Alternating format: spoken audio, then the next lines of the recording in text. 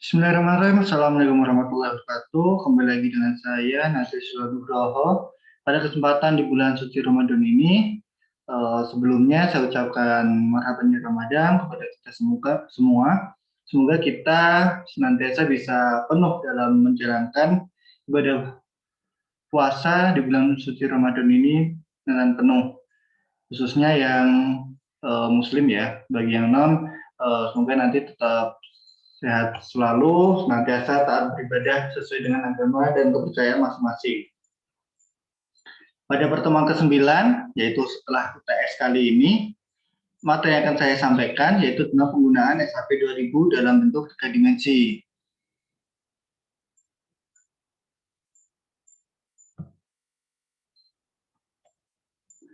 Secara umumnya, manfaat penggunaan SAP 2000 dalam bentuk 3 dimensi ini, yaitu antara lain ada 4. Yang pertama itu memudahkan kita untuk memahami atau saat melakukan pemodelan, analisis dan proses desainnya. Karena tentunya di bentuk 3 dimensi ini tampilannya akan lebih nyata, sehingga nanti pengolahan input dan output hasil dan waktu prosesnya itu akan lebih mudah, serta akan diimbangi dengan adanya proses ekspor dan impor data juga yang lebih mudah. Karena itu tadi tampilannya lebih nyata dan perspektifnya bisa kita atur sesuai dengan keinginan kita sendiri.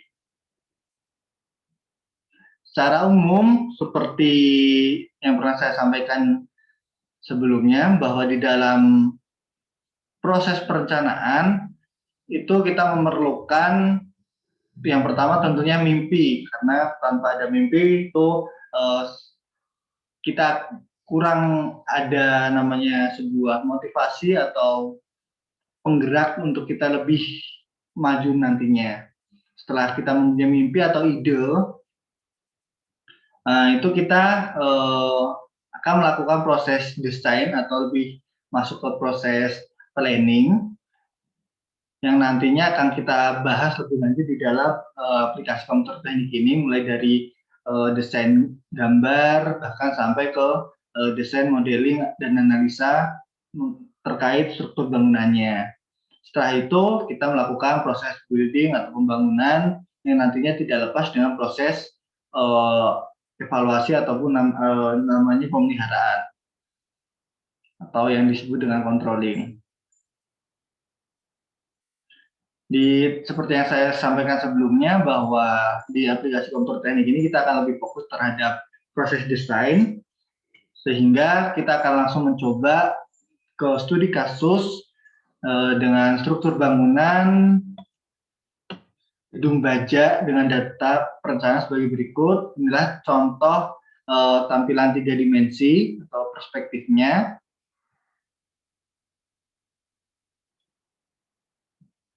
Dan dengan di sini ada detail ukuran 5 meter, 5 meter, 5 meter, dan ke sini ini ada 6 meter, 6 meter, 6 meter, 6 meter.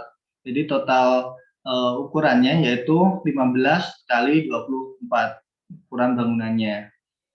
Dengan ketinggiannya nanti lebih lanjut di gambar selanjutnya. Setelah gambar perspektif atau gambar 3 dimensinya, di sini juga dilengkapi dengan gambar tambah depan, di mana tadi ukuran 5 kali 5 kali 15 yang terjadi 5, 5 dan 5 dengan tinggi yaitu 4,5 dan 4,5 atau 9 meter. Selanjutnya ini adalah tampak samping, di mana menampilkan keterangan ukuran dari tampak samping yang tadi 6 meter tadi sebanyak 4 kali, sehingga panjangnya yaitu 6 kali 4 yaitu 24 meter dengan tinggi yang masih sama yaitu 9 meter. Dengan keterangan di mana mulai dari dimensi untuk kolomnya sendiri yaitu 60 cm kali 60 cm, untuk balok lantai yaitu 30 cm dikali 40 cm, dan keterangan-keterangan lainnya seperti yang ada di slide ini. Selain keterangan dari dimensi dan lain ini, kita juga nanti akan menerapkan proyeksi beban gempa, di mana untuk langkah-langkah penyesuaian analisa struktur bangunan gedung baja ini yang di atas tadi kan seperti berikut kurang lebihnya untuk proyeksi beban gempanya. Untuk langkah-langkahnya bagaimana? Nah, tentunya kita membuka aplikasi SAP 2000 terlebih dahulu. Namun di dalam buku modul yang saya gunakan untuk panduan pembelajaran, itu masih menggunakan versi 14. Kalau memang nanti teman-teman menggunakan versi yang lebih atas atau yang lebih bawah, nanti tinggal teman-teman sesuaikan saja. Kurang lebih sama, hanya saja posisi dan mungkin beberapa kata dengan frase yang berbeda saja. Setelah kita membuka, kita ubah satuannya menjadi KGF, meter, dan C. Lalu kita pilih file, lalu new model, dan kita pilih 3D frame. Di mana di dalam new model itu sudah disediakan frame select template-nya. Setelah itu kita masukkan data-data kurang seperti berikut dengan klik tanda plus di selanjutnya untuk di samping tulisan BIM. Begitu juga untuk kolomnya. Setelah itu akan muncul frame properties. Lalu kita klik new properties dan tuliskan tipe balok yang kita gunakan tadi, yaitu 300 kali 400 pada kolom section name-nya. Setelah itu di tahapan ke-9 pada frame section property types, pilih concrete, kemudian klik rectangular agar mempermudah dan mempercepat teman-teman memposisikan concrete atau beton pada frame section teman-teman desain. Setelah itu klik lagi yang di depan tulisan seperti ini, ada tanda plus lagi di bawah tulisan material. Kemudian akan muncul form define material. Nanti sesuaikan dari form define material, klik new material, dan klik akan muncul seperti tabel di bawah ini, lalu sesuaikan seperti yang ada di dalam slide ini. Lalu kita klik OK. Satu tambahan yang perlu saya sampaikan di dalam presentasi atau video pembelajaran kali ini, kenapa kita memasukkan add new material atau tanda plus ini, karena di dalam SAP kita, berhubung SAP kita menggunakan SAP yang lisensinya masih hasil cracking atau hasil hacking, itu material yang kita gunakan itu belum sesuai dengan standarisasi yang berlaku. Biasanya masih menerapkan dari negara luar seperti China ataupun dari Amerika sendiri, bahkan bisa juga masuk ke Eropa yang secara pembebanan dan lainnya itu memiliki ciri-ciri yang atau sifat-sifat yang berbeda dengan yang berlaku di Indonesia tentunya. Makanya di situ karena kita posisi di Indonesia, maka kita memilih add new material atau tanda plus tadi agar memunculkan sebuah material baru yang bisa kita gunakan untuk di daerah Indonesia kita. Selanjutnya, pada form define material, kita klik juga add new material tadi, dan isikan data-data kurang lebih seperti ini, lalu ubah material menjadi FC sama dengan 30, dengan depth yaitu 40 cm, dan weight-nya itu 30 cm. Kemudian klik concrete reinforcement, lalu design type, lalu kita klik beam-nya untuk material menjadi rebar atau biasanya lebih terlihat tampilan tulangan di dalamnya, sehingga nanti akan muncul kurang lebih tulisan seperti ini.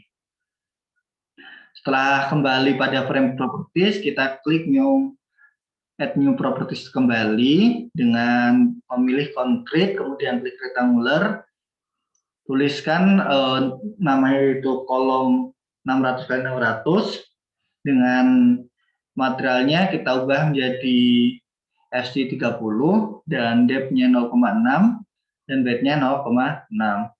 Kurang lebih caranya sama seperti yang di atas juga. Lalu klik OK.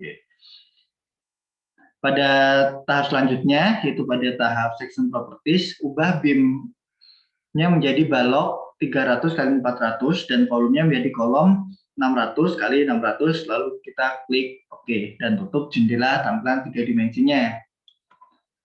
Nah, karena di tahapan selanjutnya kita akan mendefinisikan pembebanan yang akan bekerja di dalam desain yang kita lakukan. Setelah itu kita klik menu define, lalu load pattern. Setelah itu muncul form define load pattern-nya dan masukkan kurang lebih seperti yang ada di gambar di bawah ini.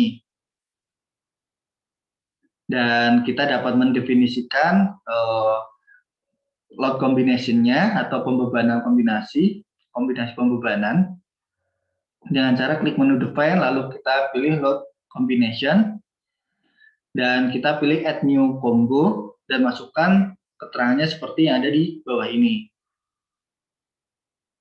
Dan terakhir kita klik OK. Kurang lebih nanti akan tampilannya seperti ini. Buat juga untuk kombinasi pembebanan lain dengan cara yang sama, karena di dalam pembebanan di desain yang kita lakukan ini tidak hanya satu jenis pembebanan saja. Setelah itu kita coba untuk menerapkan pembebanan yang kita masukkan apakah sesuai atau tidaknya.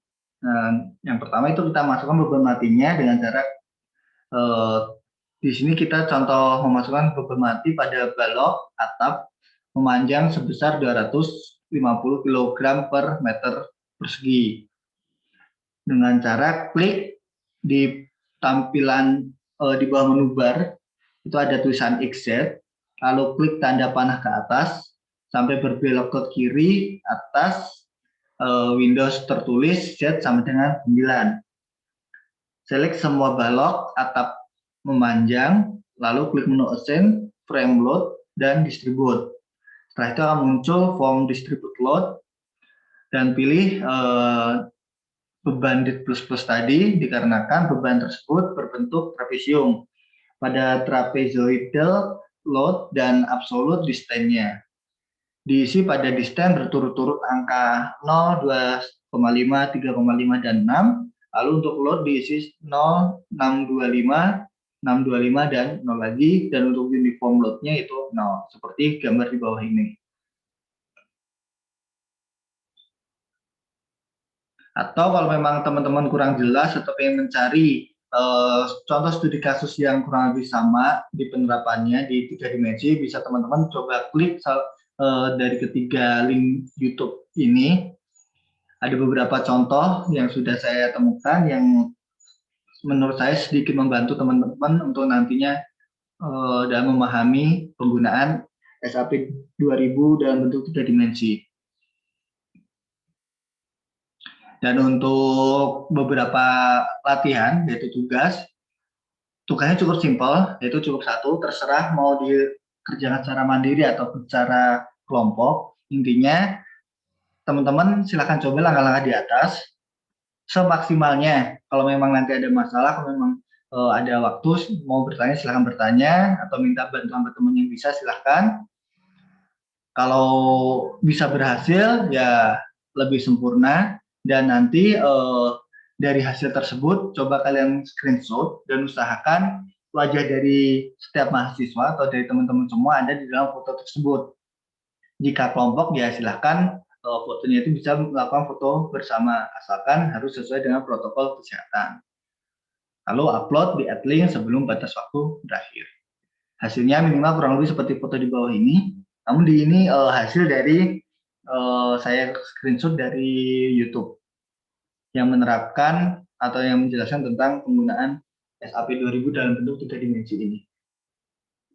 Atau kalau memang susah untuk seperti ini, mau ibaratnya kondisi teman-teman mengangkat perangkat laptop ataupun komputer atau di dekatnya itu juga nggak apa-apa. Silahkan sekreatifnya teman-teman dalam menghasilkan hasil jepretannya. Untuk minimal fotonya terserah, minimal 1 aja. Untuk batasnya maksimal 5 foto. Nanti akan ada perbedaan penilaian di saat hasil dan jumlah fotonya juga berbeda. Oke, itu yang bisa saya sampaikan pada video pembelajaran di sesi ke-9 ini. Saya Nadia Nugroho mohon undur diri. Billahi taufiq wal hidayah. Wassalamualaikum warahmatullahi wabarakatuh.